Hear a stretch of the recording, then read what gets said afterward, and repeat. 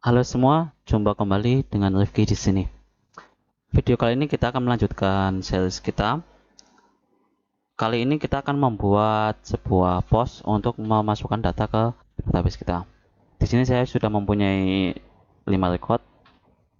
Nah, sebelumnya kita kan sudah sampai melihat data ya. Jadi kita output dari si Nest.js-nya itu berupa JSON. Saya coba ulang kembali. Saya coba cek kembali. Di sini saya mempunyai 5 record.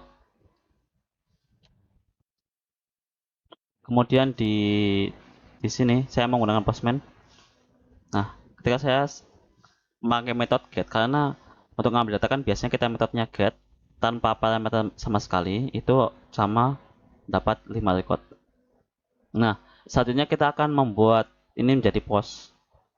Kemudian kita memasukkan datanya di sini menggunakan form data, menggunakan row, kemudian tagnya kita buat JSON.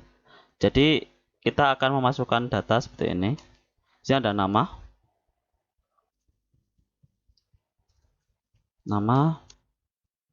dan misalkan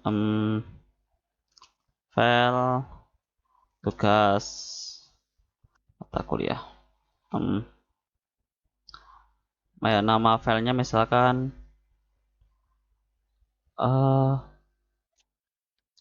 ijazah, misalkan. Kemudian deskripsi, kemudian is public. Public saya bikin false karena ijazah, false. Kemudian untuk deskripsinya, misalkan ijazah D3. Nah, seperti ini. Nah, nanti ketika kita post, kita datanya akan masuk ke sini. Kalau kita post sekarang, itu datanya belum masuk. Nah, karena method post. Nah, karena kita belum bikin post di file kita. Nah, caranya kita masuk ke dalam sini. Pertama kan otomatis akan masuk ke dalam sini ya.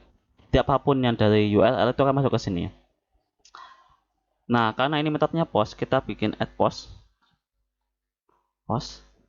Kemudian misalkan di sini adalah membuat record. Membuat record. Kemudian karena kita postnya nanti menggunakan body ya, di body ya. Kemudian kita bentuknya raw, kemudian tipenya JSON. Nah, kita bikin di sini juga body, add body. Kemudian body, kemudian kita bikin data. Nah, data ini kita lempar menjadi semacam apa ya? Data transfer object. Jadi kita bikin dulu data transfer objeknya. Jadi kita di new file, kemudian kita namain file kita .dto .ts.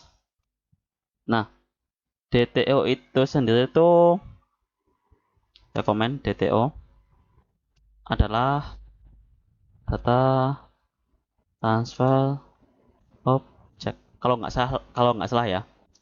Export, export, salah. Export class file kita DTO. Nah, di file kita DTO ini kita akan masukin data apa aja sih? Nah, kita akan masukin nama. Nama bentuknya itu string. Kemudian kita masukin deskripsi. Supaya nggak typo, kita ambil dari file ini entity-nya ya. Deskripsi.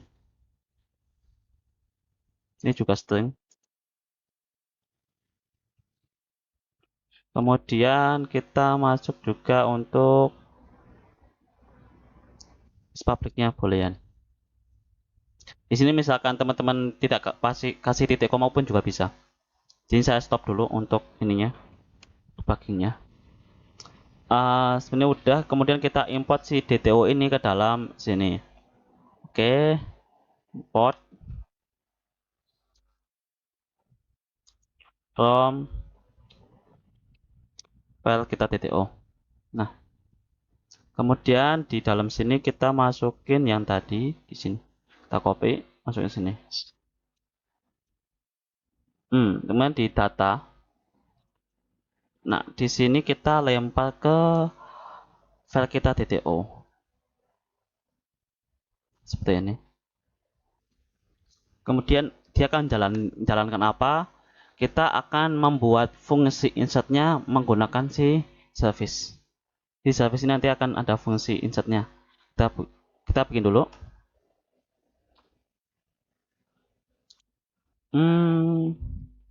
Kita bikinnya namanya create. Create. Nah, sama dia data. Karena parameter itu data. Kemudian di sini juga kita import juga si DTO-nya. Import di dalam service. Nah, copy kemudian paste di sini. Kemudian, nah kita bikin di sini accounts.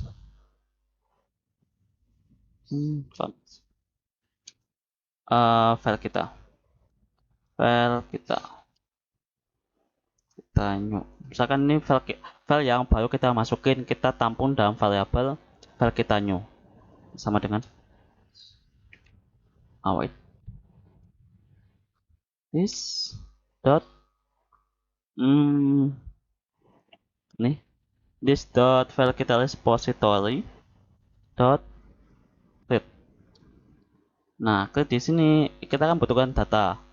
Nah, datanya dari sini. Nah,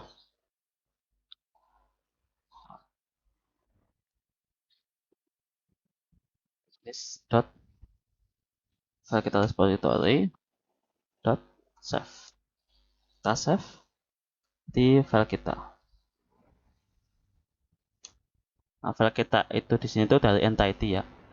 Nah, entity. Nah, kemudian karena kita pengen lihat apa outputnya itu apa kan?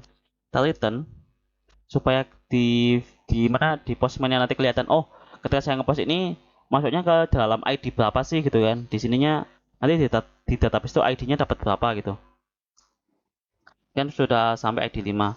Nah, misalkan saya post lagi nanti ID-nya 6, nanti ID-nya 7. Nah, si ID dan semua datanya itu akan dilihat oleh si yang ngepost gitu. Return ini file kita new. Seperti ini. Kemudian di sini kita panggil menggunakan controller. Nah, di sini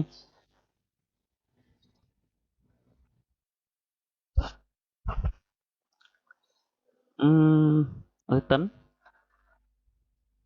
this dot file kita service dot create yang tadi kita bikin. Kemudian di create ini dia membutuhkan variabel, membutuhkan parameter, yaitu di sini kan sudah kita membutuhkan parameter data. Nah, data ini bentuknya di sini, ambilnya data. Nah, oke.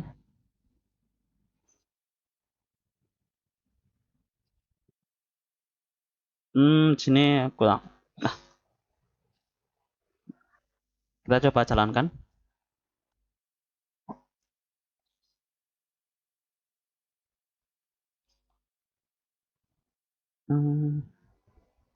Kita buka postman-nya. Nah, di postman, nah, sini biar kelihatan. Di sini saya sudah membuatnya post, tuh kan. Kemudian misalkan di sininya saya ganti file apa ya? Dokumen kakak screenshot.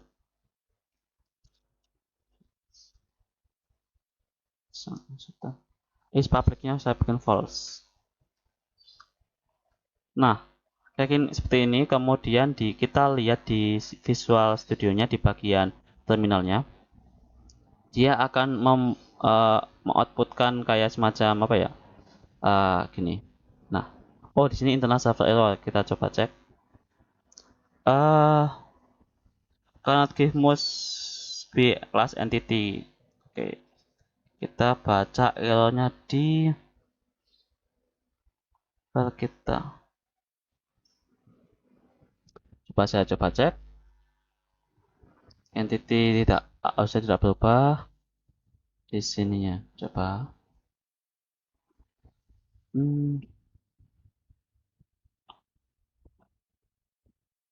set ya, data dia.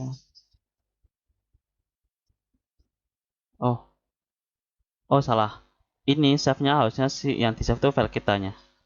Nah, salah di sini. Oke, dia akan reboot ulang. Coba saya post. Ini metodenya post, kemudian body masuk ke row, kemudian tipenya ganti JSON. Post. Nah, dia masuk ke ID 6. Nah, kalau kita lihat di sini dia akan membuat fungsi insert. Nah, kan di sini udah ada kelihatan parameter semuanya. Kemudian di commit. Nah, kalau kita lihat di DB, nah kan di sini dapat ID-nya 6. Kalau kita lihat di DB ID-nya dapat berapa? Sama, ID dapat 6.